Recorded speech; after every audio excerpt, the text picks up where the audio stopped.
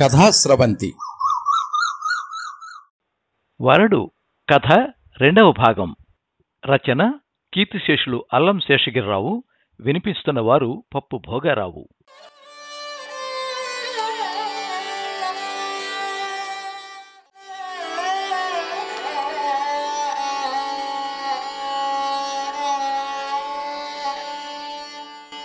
Camp సైటుకి మైలు దూరంలో ఉంది work spot. కొండల్లో కొత్తగా రైల్వే లైన్ వేస్తున్నారు. వేలాది పనివాళ్లు శ్రమించి పనిచేస్తున్నారు. సూర్యోదయం నుంచి సూర్యాస్తమయం దాకా బుల్డోజర్లు, డంపర్లు, క్రేన్లు దడదడమని శబ్దం చేస్తూ ఉంటాయి. అక్కడే ఒక పెద్ద బ్రిడ్జి కూడా కడుతున్నారు. రోజంతా గుభీల్ గుభీల్మని కొండరాళ్లు పేలుతూ ఉంటాయి. హిందుస్థానీలు, బ్రిడ్జి పనులు చేసే మలయాళీ మోపలాలు, సర్దార్జీలు, బంగాలీ బాబులు, ఒకరేమిటి అన్ని రకాల జాతుల వాళ్ళని అక్కడ చూడొచ్చు. ఉత్తరాది నుండి వచ్చిన కాంట్రాక్టర్లు క్యాంపుని వర్క్ స్పాట్కి దగ్గరలోనే వేసుకున్నారు. రైల్వే క్యాంపు మాత్రం మైలు దూరానుంది. అటు ఇటు కాంట్రాక్టర్ల జీపులు, రైల్వే జీపులు చాకుల్లా తిరుగుతూ ఉంటాయి. అసిస్టెంట్ ఇంజనీర్ గారి జీపు ఆగగానే కాంట్రాక్టర్లు సవినయంగా నమస్కారం చేస్తూ అయ్యే సాబ్ అంటూ ఎదురు వెళ్లారు. ముందు సీట్లో నుంచి అసిస్టెంట్ ఇంజనీర్ రామారావు గారు, వెనక సీట్ నుంచి అకౌంటెంట్ దశరథరామయ్య గారు దిగారు. దశరథరామయ్య చేతిలో 2 లావుపాటి ఫైల్స్ ఉన్నాయి. చిన్నయ్య, దశరథరామయ్యలు కూడా వాళ్ళు ఇచ్చిన కాఫీలు తాగేశారు. దశరథరామయ్య మాత్రం ఎందుకో బితుకుగా కనపడుతున్నాడు. ఇంజనీర్ గారు వెళ్ళిపోగానే పక్కనే ఉన్న కాంట్రాక్టర్ ఆఫీస్ టెంట్లోనికి వెళ్లి ఫైళ్లు విప్పి లెక్కలు మొదలుపెట్టాడు. పంతులు గారు, నిద్ర ఊపేస్తోంది, నేను జీపులో పోయి పడుకుంటాను అంటూ జీపుని ఎదురుగా ఉన్న మర్రి చెట్టు కిందకి లాగించేసి వెనక సీట్లో ముడుచుకు పడుకున్నాడు చిన్నయ్య. రాత్రంతా నిద్రలేదేమో దశరథరామయ్యకు కూడా కునుకు ముంచుకొచ్చేస్తోంది. తమాయించుకుంటూ కాగితాల మీద లెక్కలు కడుతున్నాడు. దగ్గరలోనే పనిచేస్తున్న బుల్డోజర్ శబ్దం బుర్రను తొలిచేస్తోంది. ఇంజనీర్ గారు ఇన్స్పెక్షన్ నుంచి తిరిగి వచ్చేసరికి మధ్యాహ్నం 12 గంటలైంది. ఎండ మండిపోతోంది. ఎప్పుడు పట్టేసిందో నిద్ర. పాపం దశరథరామయ్య గారు టేబుల్ మీద వాలి అలానే నిద్రపోతున్నాడు. దశరథరామయ్య గారు, ఆ కాగితాలవి తీయండి, సంతకాలు పెట్టేస్తాను, మళ్ళా భోజనానికి టైం అయిపోతుంది, త్వరగా పోవాలి అంటూ నిద్రపోతున్న దశరథరామయ్య ఎదురుగా ఉన్న కుర్చీలో కూర్చుని మొగం మీద, మోచేతుల మీద కారుతున్న చెమటని ఉస్సురంటూ తుడుచుకున్నాడు. దశరథరామయ్య నిద్రలో నుంచి ఉలిక్కిపడి లేచి కళ్ళు నిలువుకుంటూ కాగితాలు ఫైలు ముందు పెట్టాడు. ఫైల్లో కొన్ని కాగితాలు తిరగేసి ఆశ్చర్యంగా దశరథరామయ్య నిద్రమోహంలోకి చూస్తూ, పెద్ద బిల్ ఏదయ్యా? అదే బ్రిడ్జ్ వర్క్ది. చెయ్యలేదు సార్. మనిషి గొంతుకులో తడారిపోతూ దీనంగా చెప్పాడు. వాట్, చెయ్యలేదా? Oh my god! రామారావు కోపంతో ఊగిపోతూ క్షణంసేపు మాట్లాడలేకపోయాడు. ఎర్రధూళి చెమట పట్టిన రామారావు మొహం కోపంతో మరింత ఎర్రబారింది. కళ్ళు చింతనిప్పుల్లాగా కణకణలాడుతున్నాయి. నేను నన్నగా చెప్పేనే, ఎవడి చంకనాకుతున్నావు అరిచాడు. ఎక్స్క్యూజ్ మీ సార్, నిన్న రాత్రంతా అమ్మాయికి గడబడి చేసింది కదా సార్, రాత్రే బిల్లు చేసేద్దాం అనుకుంటే. షటప్! నీ ఇంట్లో కూడా ఎవడికి కావాలయ్యా? నీకు డబ్బిస్తున్నది ఆఫీస్ పని చేయడానికి కానీ నీ కూతురికి పురుడొచ్చింది, అదయ్యింది ఇదయ్యిందని పని ఎగ్గొట్టడానికి కాదు, వర్త్లెస్ ఫెలాస్ అని పిడుగుపడినట్టు గర్జించాడు. ఇంతలో తిరుగు ప్రయాణానికి చిన్నయ్య జీపు తెచ్చి టెంట్ ముందు ఆపి లోపలికొచ్చాడు. ఎదురుగా దశరథరామయ్య వెలవెలబోతూ గజగజలాడిపోతున్నాడు. రేపటి నుంచే నిన్ను పనిలో నుంచి డిశ్చార్జ్ చేసేస్తున్నాను, get out, don't show your face. పెద్ద దొరగారు ఆ బిల్లు సంతకం చేసి అర్జెంటుగా పంపమన్నారని మరీ చెప్పానే. ఇప్పుడు అతను నా మీద దెయ్యంలాగా పడిపోతాడు. మీరంతా ఎందుకయ్యా ఉండి? నా ముసలాడు అని కనికరించి అపాయింట్మెంట్ ఇప్పిస్తే పనే కొడతావు.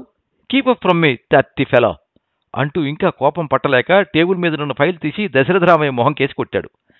అసలే భయంతో సగం చచ్చిపోయిన దశరథరామయ్యకి ఉద్యోగం పోతుందనేసరికి పై ప్రాణాలు పైనే పోయాయి. దాంతో ఫైలు మొహానికి తగలగానే కళ్ళు తిరిగిపోయి పడిపోబోయాడు. పక్కనున్న కాంట్రాక్టర్ మనిషి ఎవడో పట్టుకుని కింద పడుకోబెట్టి మొహం మీద నీళ్లు జల్లాడు. ఇది చూస్తున్న మిలిటరీ చిన్నయ్య నెత్తురు బరిగిపోయింది. నువ్వు మనిషివా రాక్షసుడివా అని పిడికిలి బికపట్టి గట్టిగా అరుస్తూ ఇంజనీర్ మీదికి పళ్ళు కురికి వెళ్లబోతూ తమాయించుకుని ఆగిపోయాడు. రామారావు అమాంతంగా నిర్ఘాంతపోయాడు. ఏమిటి, డ్రైవర్ చిన్నయ్యేనా ఇలా అంటున్నాడు అని తన కళ్ళని తాను నమ్మలేక కోపంతో వణికిపోతున్న చిన్నయ్యని చూస్తూ క్షణంపాటు అలా ఉండిపోయాడు. ముసలిని కొడతావా, నువ్వు మనిషివేనా అని మరోసారి గర్జించాడు. కేకలు విని అంతా చుట్టూ చేరారు. అది చూసిన రామారావు అహం దెబ్బతింది. తన దగ్గర పనిచేసే ఒక జీపు డ్రైవరు అంతమంది ఎదుట అలా తనపై కేకలేస్తుంటే సహించలేకపోయాడు. ఏమిటి చిన్నయ్యా, నువ్వెవరన్నా తాగావా? నువ్వెవరువని ఇందులో జోక్యం చేసుకోవడానికి? నేనెవడినా? నీలాంటి జంతువుని కాదు, మనిషిని. ముసలోడు రాత్రంతా పనిచేస్తాడు. నిన్న రాత్రి అయితే అసలు కంటికి కునికే లేదు. ఏదో పని మిగిలిపోయిందని కొడతావా? ముసలోడు సొమ్మసిల్లిపోయాడు. చచ్చిపోతేనో?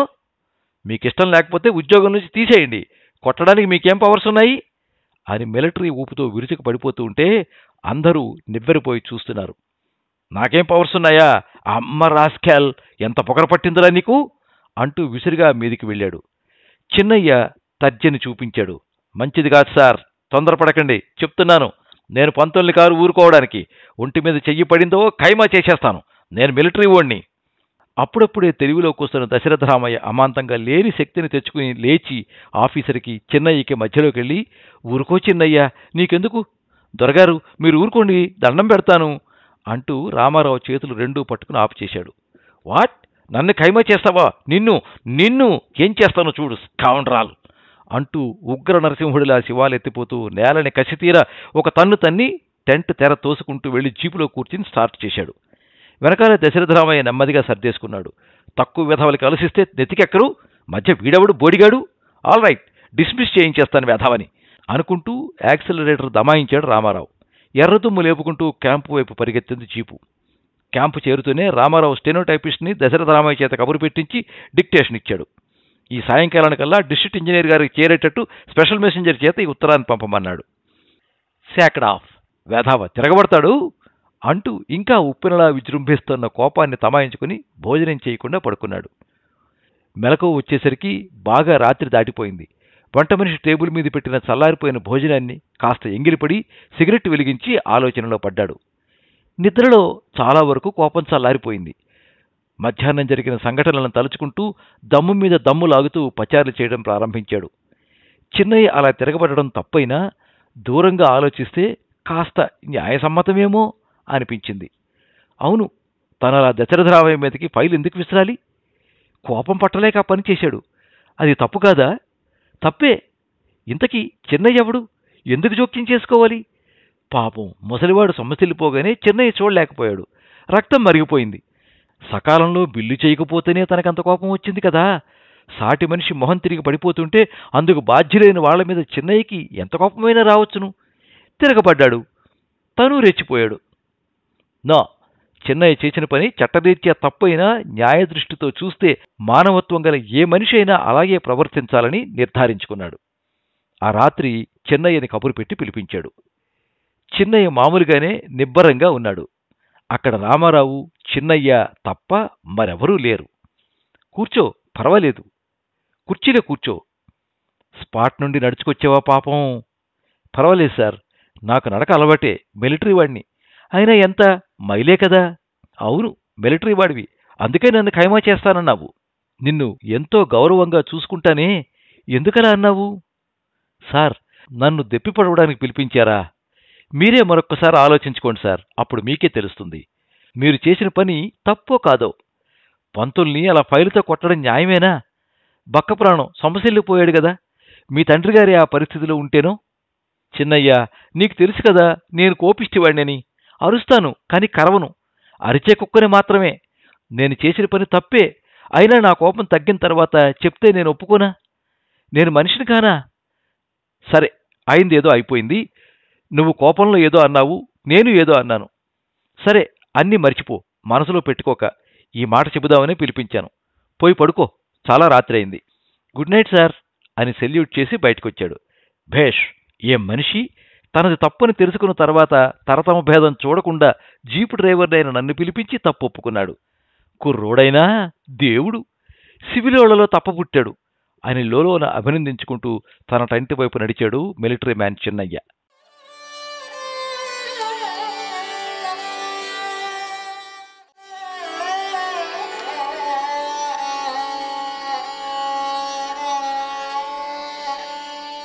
ఆ రోజు ఉదయం అనుకోకుండా డిస్ట్రిక్ట్ ఇంజనీర్ గారు క్యాంపుకొచ్చారు. అంతా ఎదురు వెళ్లి వాళ్ళని తీసుకొచ్చారు. పెద్ద ఇంజనీర్ గారికి, అతని సిబ్బందికి ప్రత్యేకమైన వసతి, భోజనం ఏర్పాట్లు వెంటనే చేయించారు. భోజనాలైన తర్వాత 11 గంటల వేళ ఇంజనీర్లిద్దరూ మ్యాపులు ముందు పడేసుకుని ఏవేవో చర్చలు జరిపారు. అన్ని క్యాంపులలో కంటే ఈ క్యాంపులో పని చురుగ్గా పకడ్బందీగా సాగుతోందని మెచ్చుకున్నారు పెద్ద ఇంజనీర్ గారు.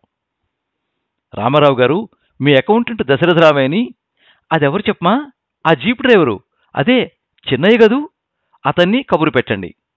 దశరథరామయ్య ఎప్పుడూ లేంది గడ్డం శుభ్రంగా గీసుకుని పంచెలో చొక్కా టక్ చేసి ఎప్పటిదో పాతకోటు వేసుకుని అతి వినయంగా చేతులు కట్టుకుని దొరగార్ల ముందు నిలబడ్డాడు. చిన్నయ్య మిలిటరీ అటెన్షన్ పోజులో సెల్యూట్ చేసి నిల్చున్నాడు. అతని వైపు 2-3 సార్లు ఎగాదిగా చూశారు పెద్ద దొరగారు. ఇతను మిలిటరీ అని అడగబోతూ ఉండగా, అవును సార్, ఇతను ఎక్స్ మిలిటరీ మ్యాన్ అని రామారావు చెప్పాడు. ఆ మాట విని విననట్టుగా ఎదురుగా ఉన్న దశరథరామయ్యను ఉద్దేశించి, చూడండి అకౌంటెంట్ గారు, మీ పనిని మెచ్చుకుని మీ కేసు అసిస్టెంట్ ఇంజనీర్ రికమెండ్ చేశారు. మీకు మరో సంవత్సరం ఎక్స్టెన్షన్ ఇస్తున్నాను. Prove your self to be a worthy son to the country అంటూ లేచి దశరథరామయ్యకి షేక్ హ్యాండ్ చేశారు. అంతా తమ దయ సార్, చిన్న దొరగారు నా పరిస్థితిని చూసి రికమెండ్ చేసి ఉంటారు అని ఉక్కిరిబిక్కిరైపోతూ ఆనందంతో మరి మాట్లాడలేక కళ్ళంబడ జలజల నీళ్లు కార్చాడు. నోనో, యూ డిజర్వ్ ఇట్ ఐసే అని అన్నారు రామారావు టేబుల్ మీద పేపర్ వెయిట్ తిప్పుతూ. మీరు చాలా మంచివారు సార్. పాపం ముసలాయనికి ఇంత తిండి పెట్టారు. ఆయన రాత్రింబగళ్ళు పనిచేస్తారు సార్ అని మధ్యలో చిన్నయ్య చెబుతుంటే డిస్ట్రిక్ట్ ఇంజనీర్ గారికి మంటెక్కింది. చూడు, ఒకరితో మాట్లాడుతున్నప్పుడు మధ్యకి రాకూడదు. ఇది నీ డీసెన్సీకి వ్యతిరేకం. మళ్ళీ మిలిటరీ వాడిని అంటావు అంటూ చిరాగ్గా చిన్నయ్య వైపు కస్సమని లేచాడు. వెంటనే మళ్ళా మాట మార్చేసి దశరథరామయ్యను ఉద్దేశించి, ఇంకా 4-5 కాంట్రాక్టర్ల బిల్లులు ఉండిపోయాయి.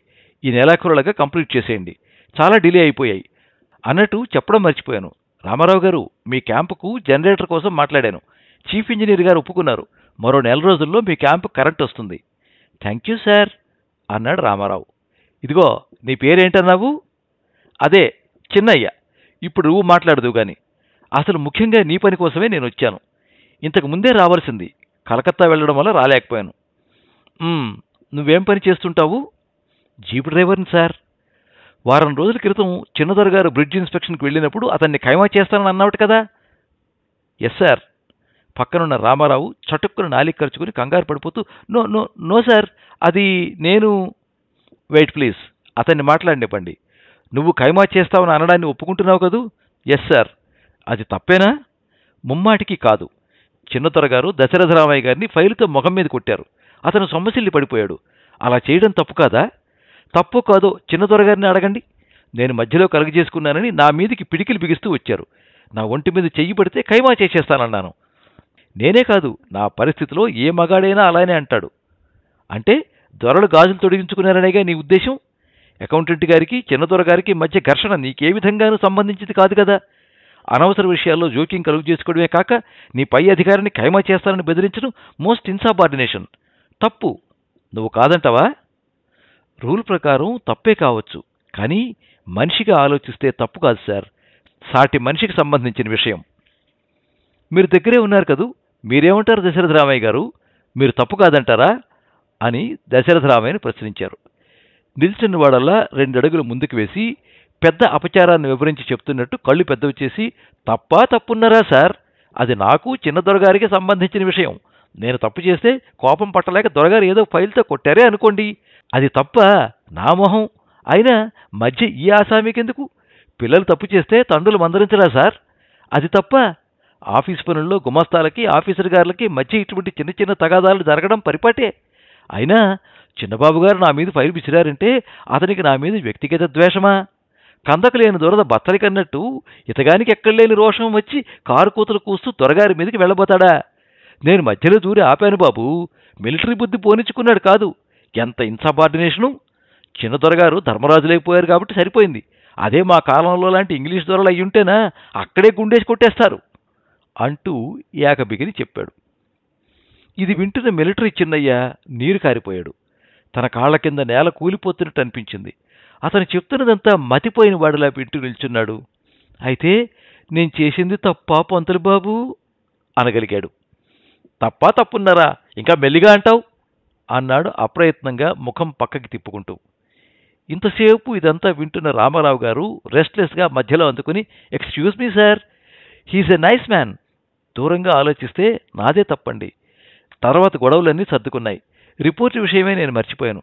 I want to withdraw the report. No, you cannot. I view this most seriously. Chinnayya, ఈవేళ సాయంకాలం నుంచి నీ ఉద్యోగం మాకు అవసరం లేదు. ఈ క్షణమే నీ సెటిల్మెంట్ పైకం తీసుకోవచ్చును. You can go now. Dasaratharamaiah గారు, మీరు కూడా వెళ్ళవచ్చు. పెద్ద దొరగారు త్వరగా తేల్చేశారు. ఎస్ సార్ అని బూట్లు టకాయించి సెల్యూట్ చేసి బయటికి వెళ్ళిపోయాడు చిన్నయ్య. రామారావు పెద్దదొరగారిని చాలా బ్రతిమలాడాడు. తన సర్వీసులో ఎప్పుడూ ఎవరినీ బ్రతిమాలనంతగా చిన్నయ్య కోసం బ్రతిమాలాడు. కానీ దొరగారు వినలేదు. ఇన్సబార్డినేషన్ ఇవాళ మీకు, రేపు నాకు అవుతుంది. మిస్టర్ రావు, నువ్వింకా కుర్రాడివి. ఇలాంటి ఆర్గ్యుమెంటేటివ్ స్టాఫ్ని ఎక్కడికక్కడ నొక్కేయకపోతే నెగ్గలేం. టేక్ ఇట్ ఈజీ అంటూ అప్పటికే స్టెనో సిద్ధం చేసిన చిన్నయ్య డిస్మిసల్ ఆర్డర్స్ మీద ఫరఫరా సంతకాలు పెట్టేసి జీపెక్కి వెళ్ళిపోయాడు. సూర్యుడు పడమట కొండల్లోకి దిగిపోయాడు. చిన్నయ్య డబ్బా డవాలా అన్ని కిట్ బ్యాగులు వేసి కట్టేసి వీపుకి తగిలించుకున్నాడు. హరికేన్ లాంతర్ని, వాటర్ బాటిల్ని కూడా వీపుకు వేలాడేసుకున్నాడు. చూడ్డానికి ఉద్యోగం పోయిన వాళ్లే లేడు. యుద్ధంలో క్యాంపు మారుతున్న మిలిటరీ సోల్జర్ లాగున్నాడు. విచారం గాని, దిగులు గాని మొచ్చికైన ముఖంలో కనిపించడం లేదు. జీపు తాళాలు ఇచ్చేస్తూ ఇంజనీర్ గారికి ఆఖరిసారిగా సెల్యూట్ చేశాడు. రామారావు చిన్నయ్య ముఖంలోకి చూడలేక తలదించుకున్నాడు. ఎందుకు బాబు బాధపడతావు? నువ్వు కుర్రోడు గాని దేవుడు బాబు. ఒకసారి అన్నావు, జ్ఞాపకం ఉందా? అరిచే కుక్కనని. చెస్, నువ్వెందుకు కుక్కవయ్యావు బాబు? పులిలాంటివాడివి, రాజాజాతి, నీ గుండె మైదానం లాంటిది. నిన్ను అంటిపెట్టికి బతుకుతున్న మేము కుక్కలవే, నక్కలవే. నువ్వు సివిలోళ్లలో తప్పబుట్టావు. నేనొస్తాను బాబు అంటూ అక్కడి నుంచి వచ్చేశాడు. చిన్నయ్య వెళ్ళిపోతున్నాడని తెలిసి ఆ క్యాంపులో జనమంతా గుమికూడిపోయారు. అందరితోనూ నవ్వుతూ షేక్ హ్యాండ్ ఇస్తున్నాడు. కొందరు కంటతడి పెడుతుండడం గమనించి, ఏమి సివిలోళ్ళయ్యా, నేను చచ్చిపోతున్నానా? ఎందుకలాగైపోతారు? వారెవ్వా అంటూ వీపుడు చరుస్తున్నాడు. మంచోడిని ఉద్యోగం నుంచి తీసేశారు, ఈ ఆఫీసర్లకి పెద్ద రోగం రాదా అని ఆఫీసర్లని రామారావుకి రాని అరవం భాషలో తిడుతూ చెన్నైకి గ్లాసుని మజ్జిగ అందించింది కళ్యాణ్ రామన్ గారి ద్వితీయ కళత్రం. ఇంతలో కారం ఉటకలు పొట్లం కట్టి పట్టుకొచ్చిన సింగుగారి భార్య ఆ పొట్లం అతని చేతిలో పెడుతూ, హే మిలిటరీ మ్యాన్, హమ్ సబ్ లోగ్కో చోడుగర్ కహా జాతే హో అని చిన్న పిల్లల బావురుమంది. ఇంతలో ఎదురుగా గుమ్మం దగ్గర పంతులమ్మ, అమ్మాయి నిల్చున్నారు. చిన్నయ్య, చీకటి పడిపోయింది, ఇప్పుడు ఎక్కడికి వెళతావు? ఈ రాత్రికి మా ఇంట్లోనే భోంచేసి పడుకో, రేపు పొద్దున్నే వెళ్ళొచ్చును అంది పంతులమ్మ చిన్నయ్యకి ఎదురుగా వెళ్ళి. వద్దమ్మా, మరిక్కడెందుకు, పోతాను అని లోపలికి మంచం మీద పడుకున్న పసిగుడ్డు వైపు తొంగి చూసి, ఒరేయ్ బుల్లడా, పెద్దోడువైతే ఈ సివిలోళ్లలో చేరిపోకురోయ్, నాలాగా మిలిటరీ ఓడివి కా, బుల్లమ్మా ఈయన మిలిటరీలో చేర్పించు అంటూ చిన్న విజిలేశాడు. నిన్ను ఉద్యోగం నుంచి తీసేయించిన వాళ్ళకి తప్పక నీ ఉసురు తగులుతుంది అంటూ దుఃఖాన్ని దిగమింగుకుంటోంది పంతులమ్మగారు. చిన్నయ్యను చూడలేక మంచం మీద నిద్రపోతున్న బిడ్డను చూస్తూ జలజల కన్నీరు కారుస్తోంది పంతులుగారమ్మాయి. దశరథరామయ్య జాడ ఎక్కడా లేదు. ఎక్కడో నక్కలా జారుకున్నాడు. చిన్నయ్య క్యాంపు విడిచి రోడ్డెక్కిపోయాడు. వెనక్కి తిరిగి చూడకుండా నడుస్తున్నాడు. వీపు మీద హరికేన్ లాంతరు, వాటర్ బాటిల్ ఒకదాన్ని ఒకటి కొట్టుకుంటూ టకటకలాడడం కర్ణాకర్ణిగా వినిపిస్తోంది. వెన్నెల పొడిచి పిండారబోసినట్టుంది. టెంట్ ముందు నిల్చున్న అసిస్టెంట్ ఇంజనీర్ రామారావు గారికి రోడ్డు మీద నడుస్తున్న చిన్నయ్య వెన్నిట్లో స్పష్టంగా కనిపించాడు. ఇంతలో హఠాత్తుగా పులి గర్జించింది. అమ్మో పులి, చిన్నయ్య అంటూ టెంటులోంచి పంతులమ్మ పరిగెత్తుకొచ్చి చూసింది. నిమ్మళంగా అసలు పులి అరుపు వినపడనట్టే చిన్నయ్య నడుచుకుపోతున్నాడు. అతని ధైర్యానికి నిర్ఘాంతపోయి చూస్తుండగా ఇంతలో మరో వికృతమైన అరుపు వినిపించింది.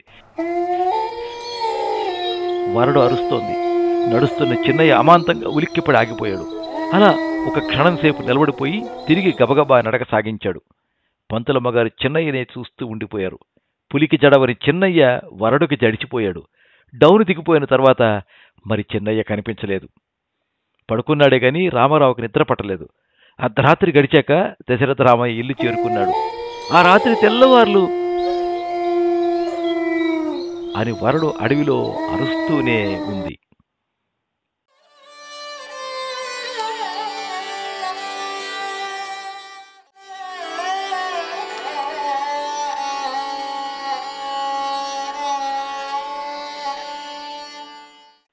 మీరింతవరకు వరడు కథ విన్నారు.